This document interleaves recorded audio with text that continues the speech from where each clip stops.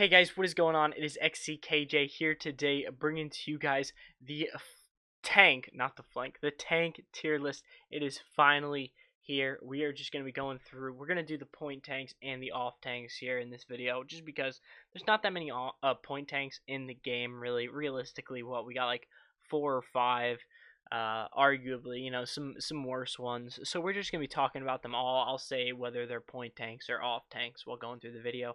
We're going to take a look at the tank, we're going to place them on the tier list, and then we're going to look at a talent and build for all of them. So you'll be set up, have a jump start, ready to play any of them. Before we do jump into the video though, make sure to leave a like and sub to the channel. I have a ton of these other tier lists for every role on the channel already, and how-tos on practically every champion in the game, so make sure you check that out. Once we do hit 5,000 subscribers, I'm going to be doing the one chip challenge, eating the world's spiciest chip and playing a casuals game at the same time, so that will be a lot of fun. And if we get 20,000, I'm going to get a Paladins tattoo. That's by the end of the year. Anyway, jumping into it, first we have Ashe. Ashe is going to be, oh man, where do I want to put her? I am going to start out by putting Ashe in, I'm going to put her in A tier. She's not S tier, she's not that insane, but she's very good. I think she is the best flanking off tank in the game right now. There are other off tanks that are really good, but as far as off tanks that can apply a lot of pressure into the back line, just being a body and being able to fill in that role, I think that she does really, really good. So let's take a look at a build for Ashe. Pretty much for the talent that you're going to be playing, you're going to be playing Battering Ram. Fortress Breaker is good for her point tank build, but Battering Ram I think is the way to go. Slugshot, it's okay. You never really see it get played too much. I really think Battering Ram is the way to go, especially for the build that I'm going to be showing you guys today, which is the health regen build. Hold on, let me move the camera down just a little bit more that we can see the number right there. Alright, sweet. Okay, so we're going to be playing the Lifesteal card on 5, Brawl on 5. Brawl procs off of shields. It procs off of a ton of stuff, so, and 750 health over 2 seconds. Really strong. Vanguard on 3 to have a little bit extra damage reduction after shoulder bashing. Castle Forge and Siege Engine both on 1. She's got some really solid combos, and I really highly recommend giving her a try if you haven't played her. So we are going to be throwing her in the S tier. Moving on to the next champion, we have Atlas. Atlas again is going to be another, yeah, he's going to be another A tier champion. Not S tier, but he's still really strong, able to do a lot of really cool stuff. His ult, if used well, can win games. His rewind applies a ton of CC, really good, especially playing against like Furia Beam or anybody who has like a lot of burst. Even Cherish Furia, she gives them the burst heal. You hit the setback, they lose the heal, and then you can kill them really easy. It's also good against like Terminus and stuff like that, his rewind. But his shield is nutty. The fact that you can't even break his shield or anything, super strong. So let's take a look at our boy Atlas right here. Alright, as far as talents, you are going to be playing Temporal Divide. Deja Vu is good, and Unstable Fissure. It's okay. It recently got buffed, so it made it even better. That 1,000 damage is actually a big number. Before, I think it was like 700 damage or something like that. But for me, personally, Temporal Divide is a way to go, just because it covers the entire map. It's very strong. And now there are 2 builds we're going to look at for Atlas. The first build that we are looking at is, yes, this build right here. Let's see. No, this build right here. Basically, this build is just going to be for, it's just more of a sustainy type build. You get some heals. You can play this build a little bit more conservatively. It's more of chilling in the back line, chilling in some side lanes, just doing our thing. You could play Deja Vu with this build also, and it will be fine. Then moving on to our other build, This is going to be, it's this one right here. This is just going to be flank Atlas, basically. What you're going to do is be on the Veil, pass through your stasis field, increase movement speed, and that's for you or your allies. So people pass through your shield, get a ton of movement speed, and yeah, it just works out pretty good. I like this build a lot, especially for if you're going to be trying to play a more aggressive Atlas. But anyway, we are going to be putting him in the A tier also. Moving on to our boy Barrack. Barrack, I think right now he also, this is our first point tank, by the way.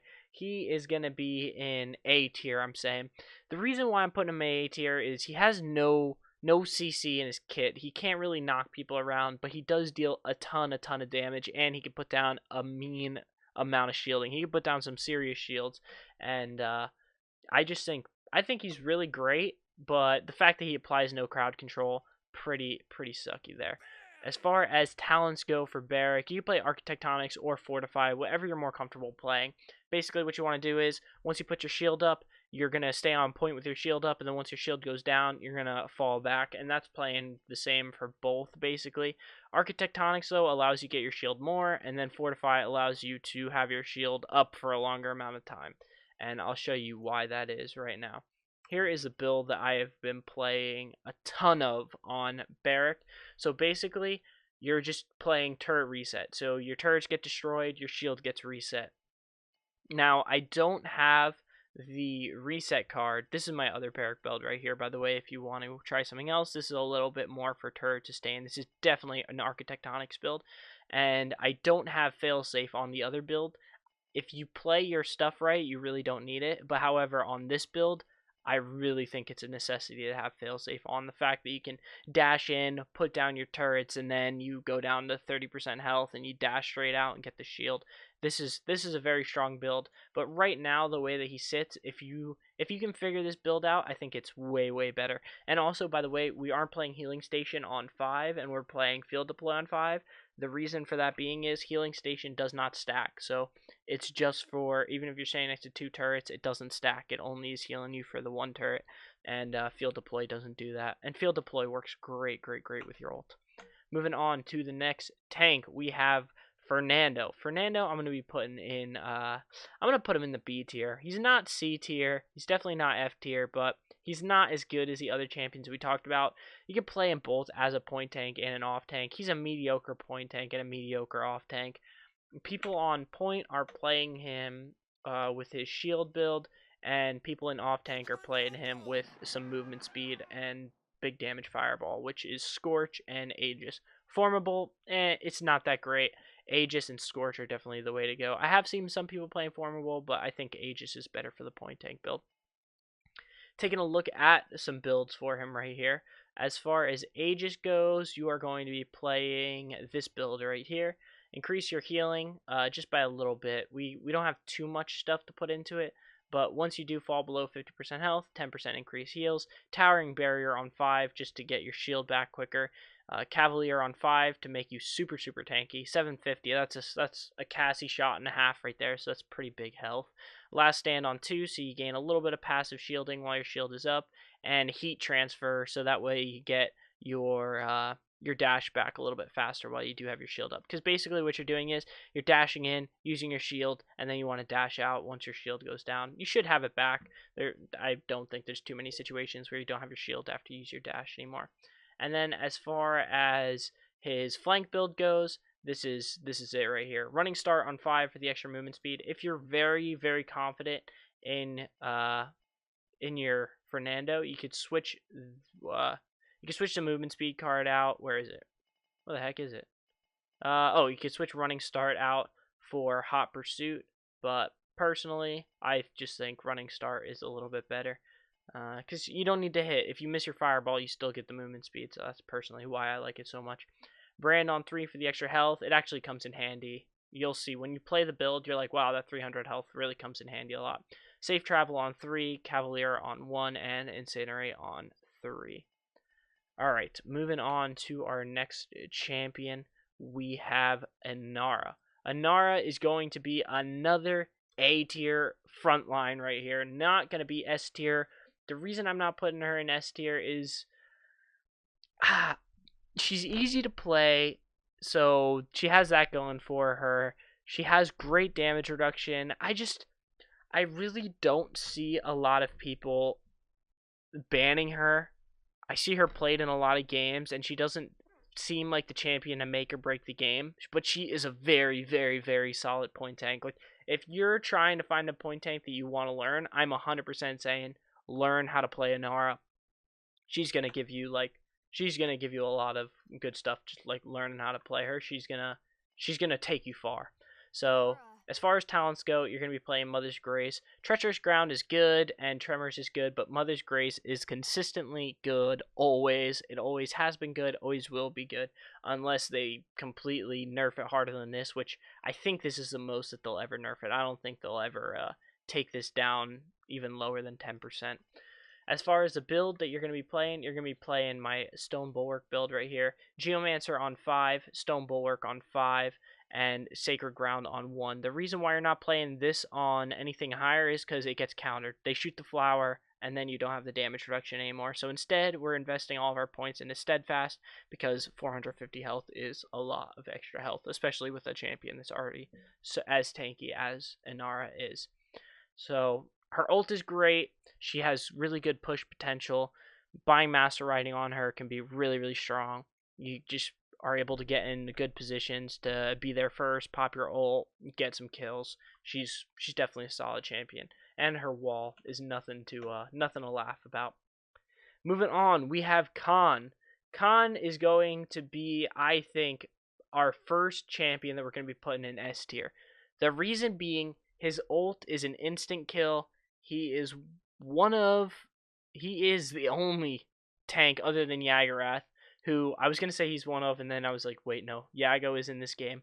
But still, I think Khan's ult is even more effective than Jagarath's ult. He is the only champion who can just grab somebody, yeet them off the map, kill them instantly with his ult. So the fact that he can just take a champion out of the game and immediately create a 4v5 in fights right off the start just makes him super, super strong. His Storm of Bullets build, he gets his ult super fast, especially if you're playing against like a Rom, a Ruckus, a Jagarath, an Inara, anybody who can just shoot and doesn't have a shield, and you just keep on shooting them, you're going to get your ult super fast and just keep on ulting. By morale boost, definitely. We're going to take a look at a build. As I already said, you're playing Storm of Bullets on your Khan right here. And that's because Vortex Grip got nerfed too hard, and Leon Shield kind of doesn't really do all that much. So Storm of Bullets is where you're going to go. And as far as your build, this is a build that I'm playing right here. Although I did hear Close and Personal has been bugged and it doesn't actually work. So if you don't want to play Close and Personal because it's bugged and it doesn't actually work, you can switch that out for a lot of stuff. Let's see here. What should we switch it out for? You can do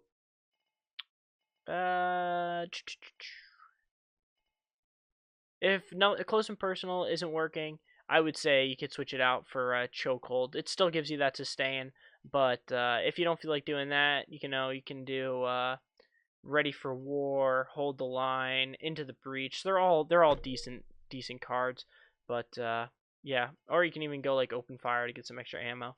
But personally, Close and Personal I think is a really good card. Hope Guard on 3 and Shield Wall on 1.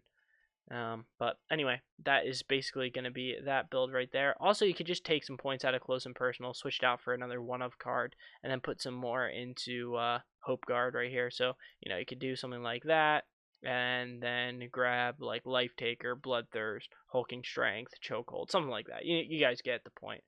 But anyway, that is going to be our Khan build right there. Moving on to Mako.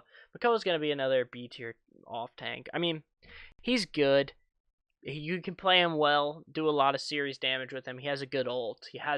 His hook is amazing. His hook can really just kill some champions straight out if you are able to hit it. But with that being said, his damage is kind of low. His shield isn't as good as it was the last patch. His point tank build is gone. You can still make some serious plays with him, don't get me wrong. But compared to the other tanks in the game, I'm not feeling Makoa right now. Other people might be feeling Makoa. We'll take a look at a build for him. I haven't played Pluck Makoa in a long time. I hear that it's pretty I hear that it's pretty good. But as far as me, I'm playing half shell. You can play pluck. I'll show you guys a pluck build. And Leviathan, it's kind of meh. It's good, don't get me wrong. But I think pluck and half shell are the way to go. If you want to play a pluck build, this is great to play. Harden on 4, Strong Arm on 4, Rampage on 3, Ebb and Flow on 3, and Salvage on 1. Which is your pretty much standard pluck build. Harden is an awesome card that I don't see enough, like I don't see that many people playing, but they should be playing it because it's such a good card. And then as far as half shell goes, which is what I'm always playing, I'm playing Carapace or Carpus on 5, Barrier Reef on 5, Tidal Grace on 3, Determination on 1, and Ancient Resolve on 1. Basically, this allows you to put down your half shell, it takes damage, and then you get your half shell back faster. You're buying Chronos with this build too, so that's another necessity. You have to have Chronos 3 in order for this build to work well. Moving on to the next champion, we have Rom. Rom is going to be another champion right now that I am putting in B tier, and the reason being he loses super, super hard to CC, and he does like decent damage, you know, but his damage isn't insane. He does have 2 good talents to use, which is both Earth Splitter and Juggernaut. They're both really good talents. Juggernaut's basically Ashe's dash, and Earth Splitter just gives him a ton of stuns. So when you have that going, you're like, okay, at least he's a little bit flexible there. But I think that there's other champions who do what Rom tries to do better, even though they might get nerfed they might get banned sometimes, or people just don't recognize them as doing what Rom does better, and we're gonna talk about that in a little bit once we get to those champions.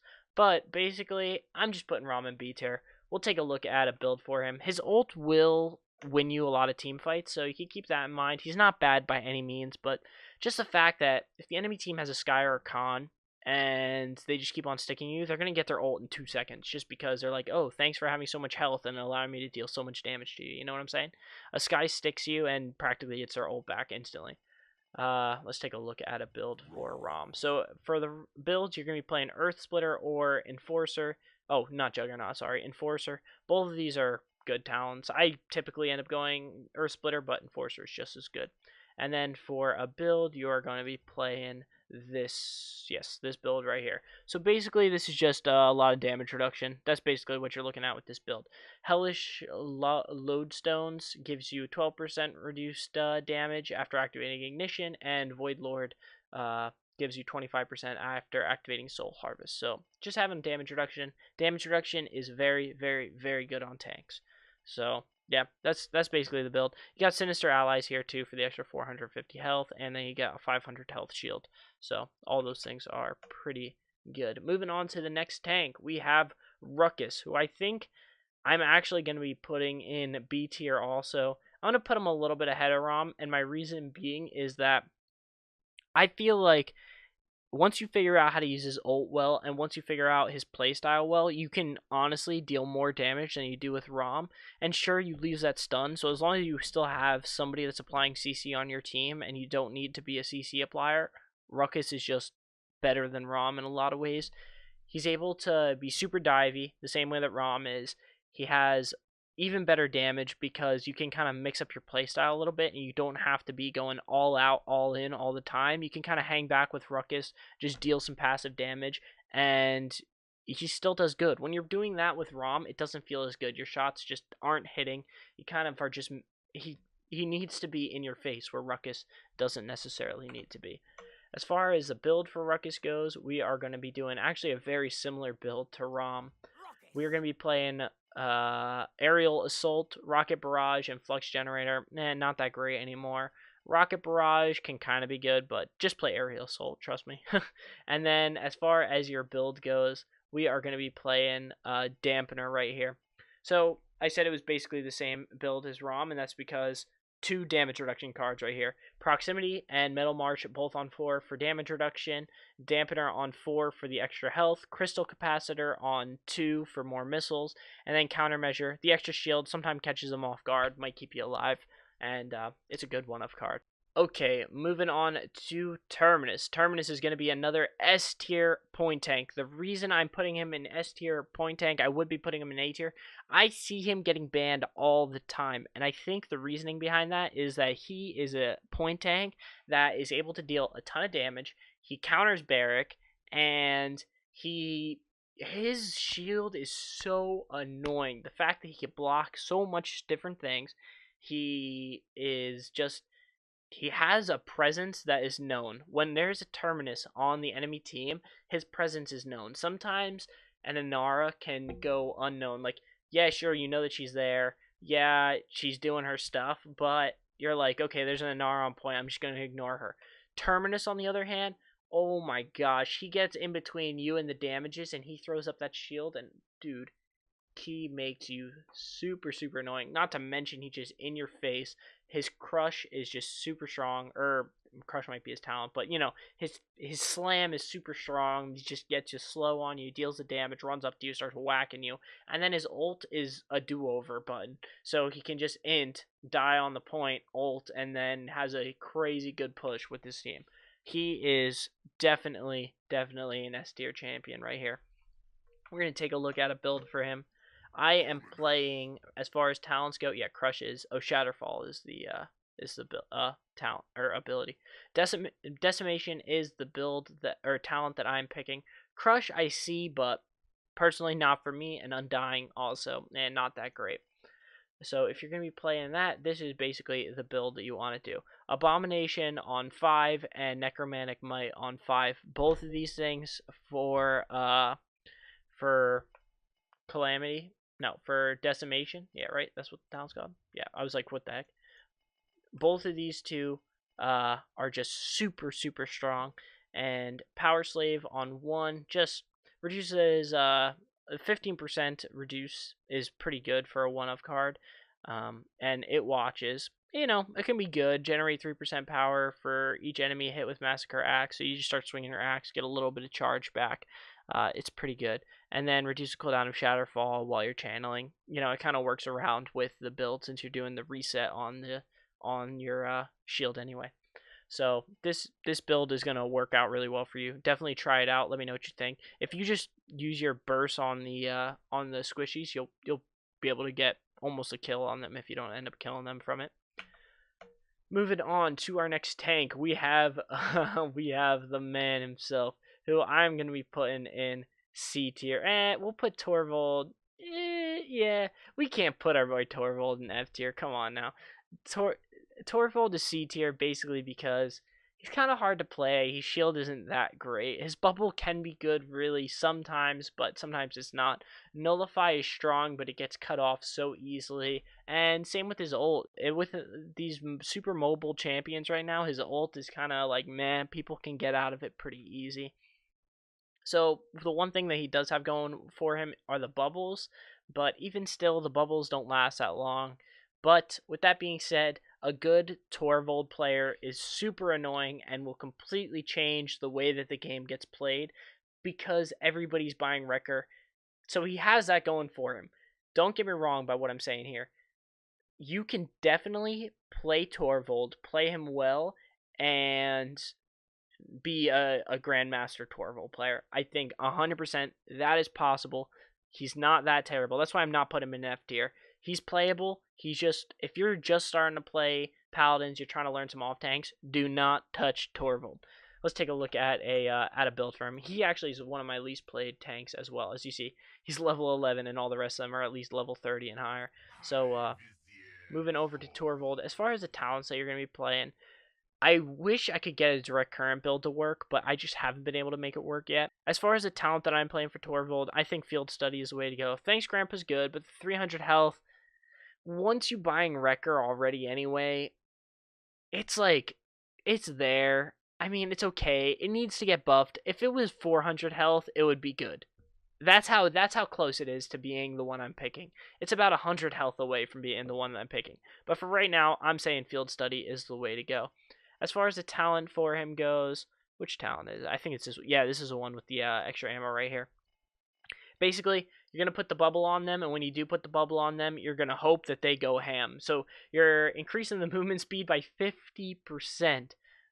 You generate a shield for yourself, and you give them 6 extra ammo, which is really important to know. Let's say you're doing this on like an Androxus or something. 6 ammo is absolutely huge. If you're using it on like a Tyra or something, she's not going to feel it as much.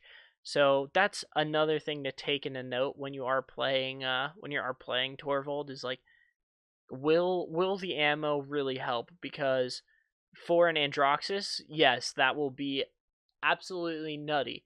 For a Koga that already has 70 bullets in his SMG anyway, it's not gonna be as big, you know. So basically, this is my Torvald build. I think I've said enough about him. Moving on to Jagarath, the final tank. And I think Jagarath is F. No, I'm kidding, not F tier.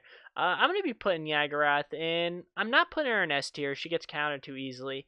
I'm gonna be throwing her in A tier, and I'm gonna tell you why. All of the ranked games that I have gotten to play Jagarath in, I have won. The reason being is people underestimate her, and master players aren't playing her. Master players aren't playing her because master players are masters at this game. The average player is not master player at this game, and just the fact that Jagarath is so oppressive, you just need to have a little bit of knowledge on how to play her, and you will just your presence. Okay, everything about these tanks is just if how annoying are you to the enemy team? If does the damages have to focus on you? And Jagarath off tank, let me tell you, the damages no. Everybody in the game knows that there's a Jagarath on the enemy team because you are on top of them constantly. Sure, sometimes you die, sometimes it doesn't work out. Your ultimate is super snowbally, and snowbally champions are, it helps you win even harder than you were winning before. And I'm putting Jagarath in A tier. We're gonna take a look at a build for her right here.